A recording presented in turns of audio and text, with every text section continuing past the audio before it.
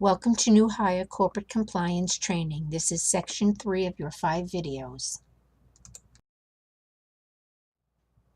In this section, we will be talking about the following topics: protecting financial information, the red flag rules, and credit card security.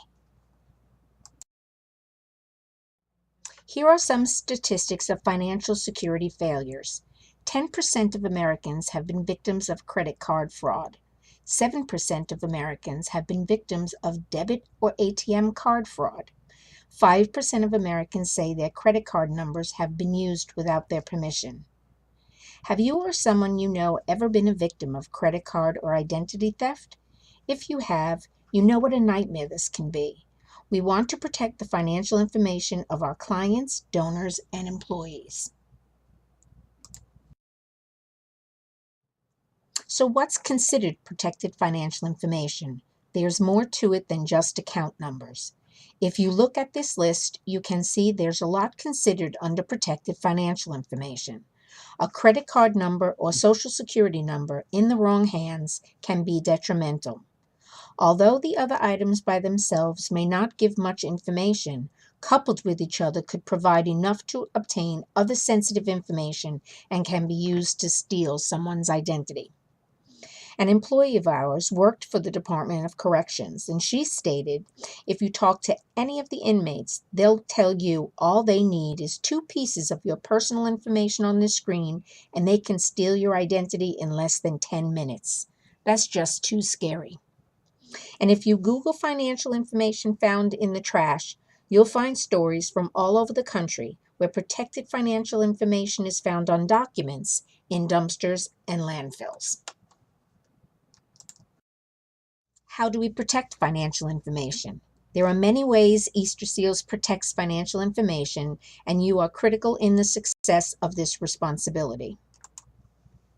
Staff who receive funds for Easter Seals are required to make a bank deposit the same day the funds are received. This ensures timely deposits of receipted funds, but also protects the funds and any protected financial information, such as banking account numbers. There are times when it is impossible to make a deposit on the same day because the banks aren't open. In these situations, funds must be locked up until the bank opens and the deposit can be made. However, most programs aren't affected because they have desktop depositing capabilities. During events, lock bags are used. One person will have the lock bag and another person will have the key. This ensures the items in the bag are secure until a bank deposit can be made, since it cannot be accessed without the other person.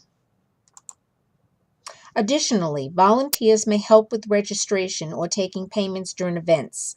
All volunteers handling this task must be supervised by a trained staff member.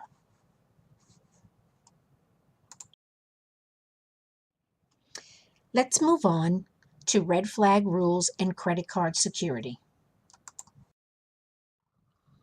Easter Seals ensures protection of financial information through required financial regulations. Red flag rules, which provide identity theft protections, and PCI Compliance, which provides for credit card security. So what is the red flag rule and why do you need to know about it? The red flag rule requires our organization to create reasonable policies and procedures to identify red flags of identity theft that may occur in our day-to-day operations. Red flags are suspicious patterns or practices or specific activities to indicate the possibility of identity theft. For example, if a customer has to provide some form of identification to enter our program, an ID that doesn't look genuine is a red flag for us. We should look for things like suspicious documents, information inconsistencies, different names on checks, and identification that looks altered. Once we have identified what our red flags are, such as fake IDs, we must have procedures to detect possible fake, forged, or altered identification. We must monitor suspicious activities. And ways we monitor these activities to ensure, are you verifying information of clients and guardians correctly? Do you properly review checks, credit cards for payment? Are you receiving a lot of spam? And has your antivirus expired? We would then do our best to protect the information in our care. And we can do this by locking paper files, limiting access, shredding, not recycling, updating our antivirus protection, and avoid unknown internet sites. Now, what appropriate action must we take when we do detect red flags? Report suspicious activity to the corporate compliance officer.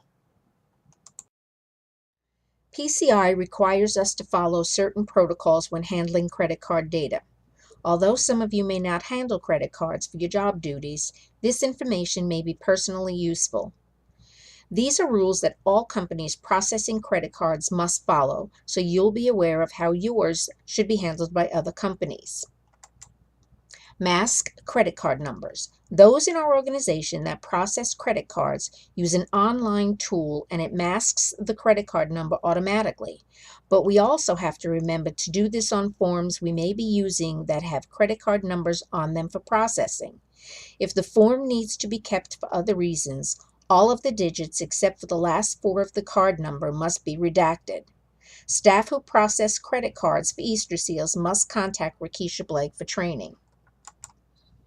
Do not email. We do not email credit card numbers ever. Limit access. Only the person processing the credit card should have access to it.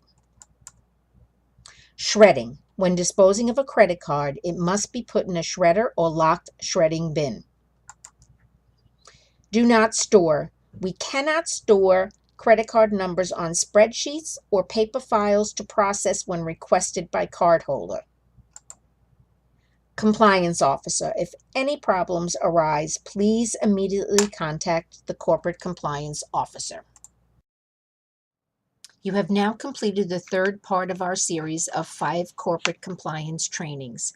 Please be sure to sign back into www.esuonline.org to move on to your next step. Remember, in order to receive credit, you will need to complete all 5 videos.